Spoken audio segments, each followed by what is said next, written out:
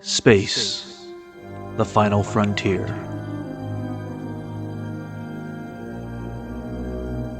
Join us for a bold conversation. Our prime directive: to recap our favorite Star Trek shows, both new and old. To engage in debate about all things Trek. Prepare to energize with phasers set to stun.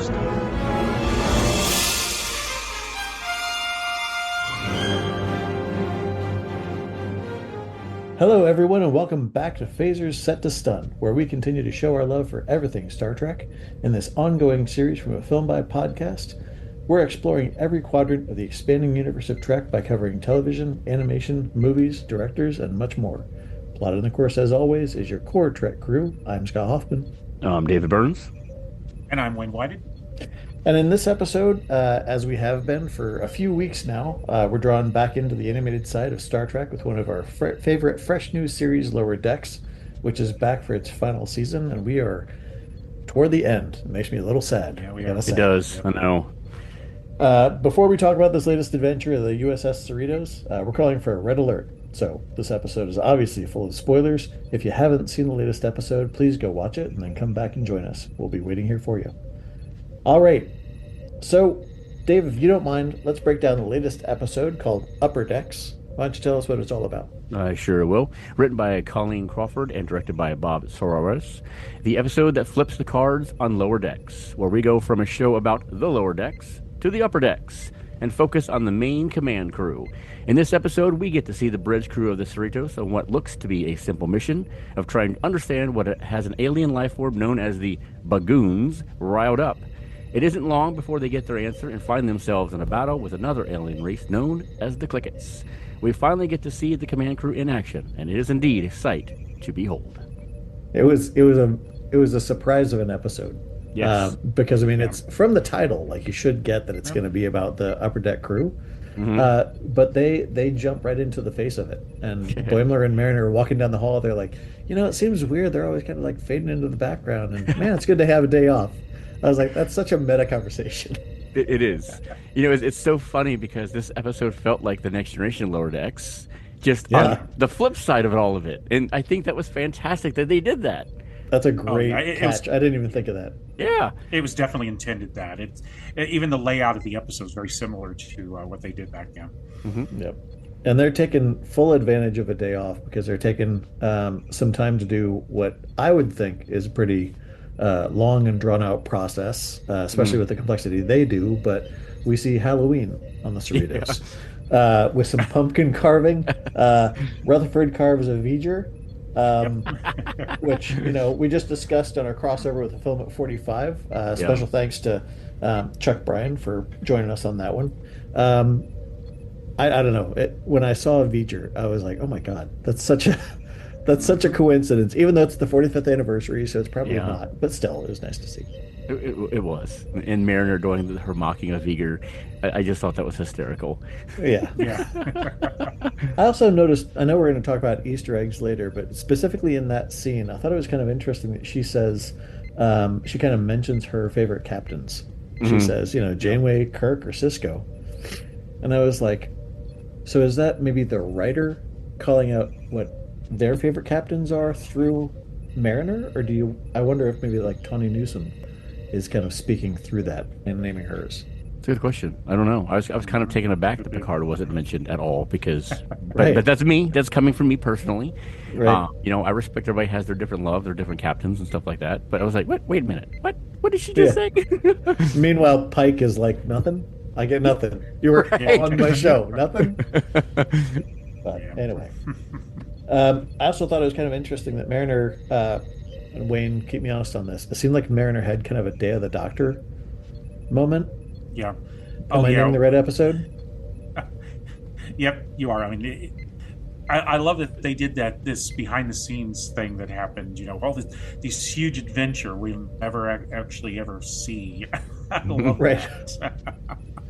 I mean, that opens the door for, maybe we could get a short trek in the future where we kind of get, a step into that kind of thing. But yeah, that immediately made me think of a Doctor Who episode where they did. the 3D Yeah. paint. And Boimler's like, I've always wanted to get stuck into a painting.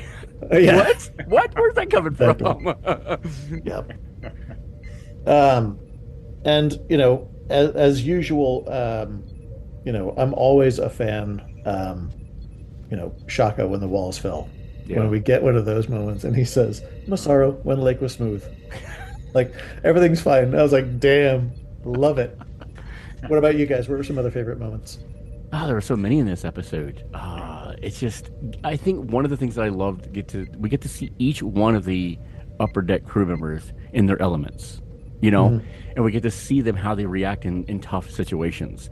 And I think that's what I love because some of it was very, Star Trek. Yeah. And of course, some of it was, just being silly, but mixing the two of them together. And I absolutely love that. There were so many scenes that I laughed hysterically. The whole engineering scenes with Billups. Oh Oh my yeah. God. I Yeah. laughed so hard at that. So yeah, all of it. Wait, what about you?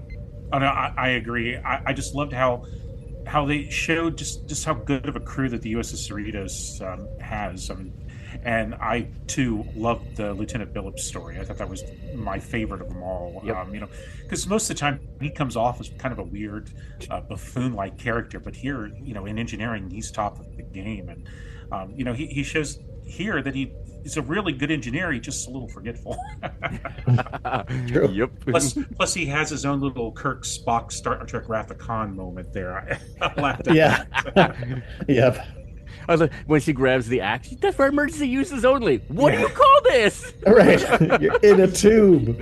Yeah. Yeah. Um, there was one moment that stood out to me with Dr. Ta'ana's arc, Oh, where she's God. got Dr. Wastelake kind of torturing her to kind of update her pain chart Yeah. so that she's getting anesthesia right away. When she kind of breaks into the hallway and the Clickets are invading and all this other kind of stuff, and the guy says, "That was set to kill," and she says, "So am I," and then just rages out. I was like, "Oh my God." Yeah. She's one of my favorite characters. She's had some good moments this season. She really has. has. Yeah, they're using that character so well. Mhm. So well. I Yeah. love it. There's one very little slight moment that just cracked me up big time, and it's way at the end of the episode. That shot where the Lord Deckers were leading the creature outside the shuttle bay. They kept all through the episode. They kept telling Ransom to stop calling him space cows, but then when they lead that one creature, it's got the little ear tag on it, just like a cow would. I don't know why, but that hit me big time. I laughed so hard at that. Bovine humor. Yeah. One that hit for me, and this is going to be a deep cut, but the Mr. Shax arc. Yeah. I know I was talking to you Battle about of the con. Timsa? Yeah. Oh my Yeah. God. Not only did they have, I thought it was kind of an interesting, kind of semi-poignant kind of moment where he's kind of going in this meditative state where he's fighting his shadow self, right? And his, as a result, ends up beating up a lot of Clickets to help save the ship and doesn't even know he's doing it. He thinks he's just battling Cardassian pressures. But the illustration style that they used for his shadow self reminded me so much of a New Teen Titans arc by George Perez and Marv Wolfman. It's pretty iconic for DC fans. The Terror of Trigon. The Titans face off against these evil versions of themselves who were black and white except for their red eyes.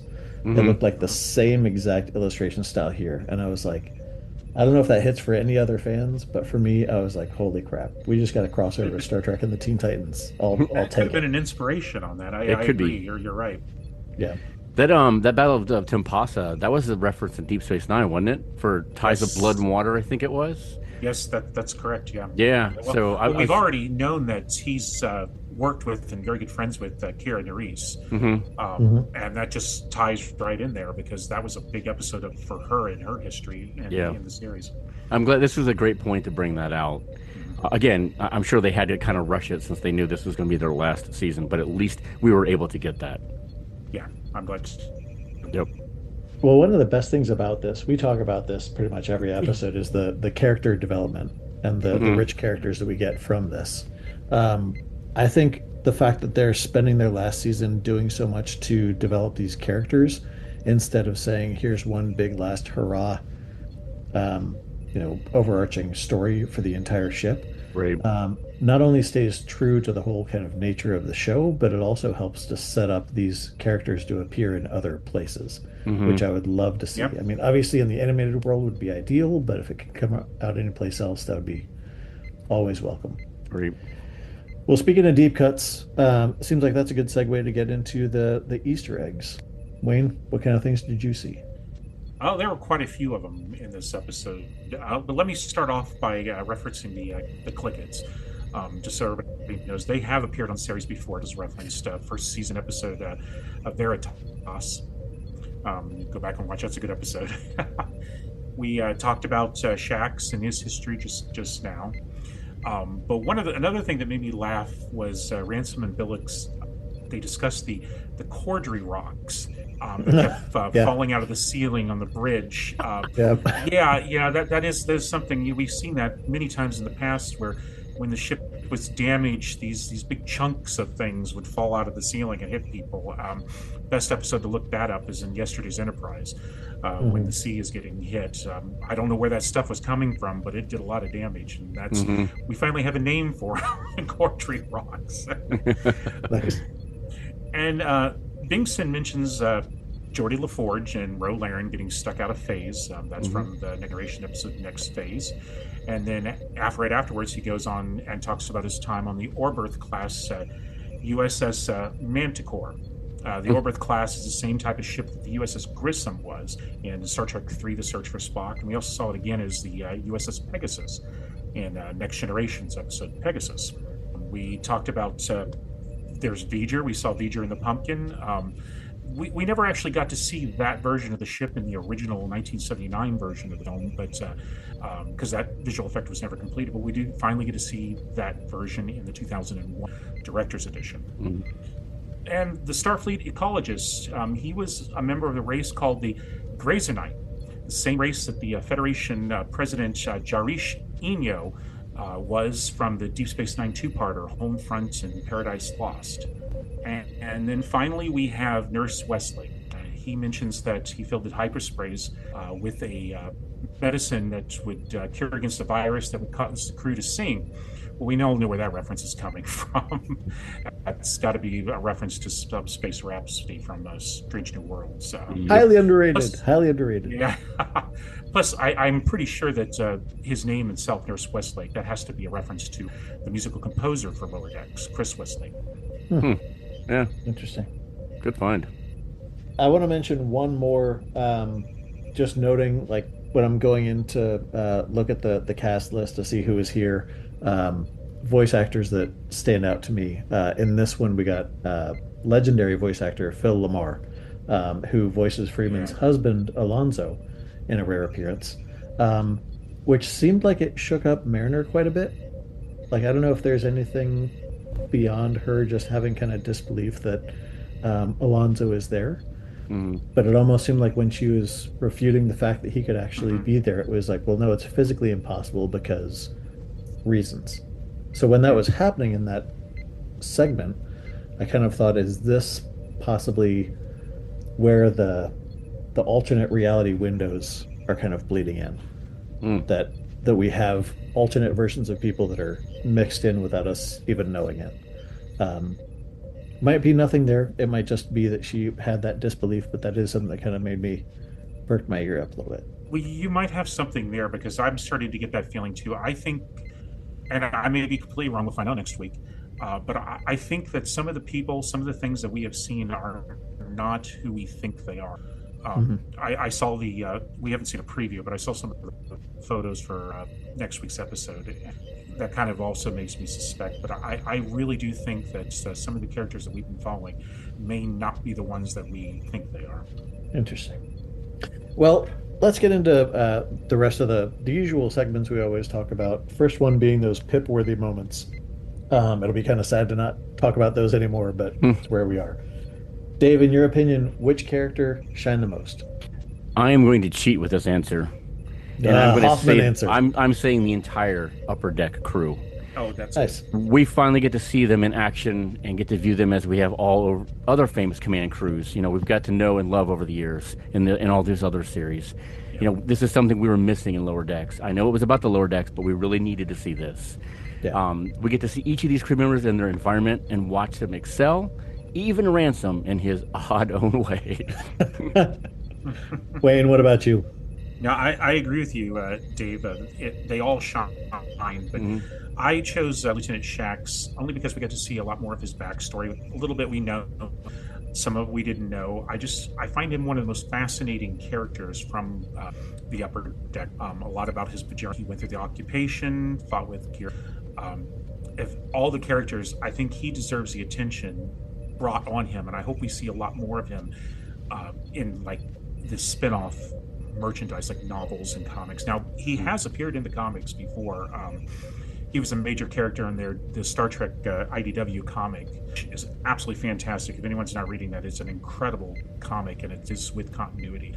But Shax he, in my opinion, just edged a little bit more. I loved his story in this. Speaking of merchandise, just to throw some Latinum their way, I will mention that if you want to look for some exclusive kind of Lower Decks merchandise, if you go to titmouse.com, they have a lot of great Lower Decks merch, including one of the newer t-shirts focusing on Shax. So if you're a Shax fan like we are, then head over to titmouse.com and check out their shirts.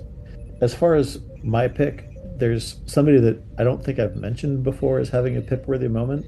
I'm going to go with Ransom, believe it or not. Even though he has this really weird way of bringing together the, the beta and the delta shifters by basically just being a dipstick and sleeping. And he does a Ransom roll.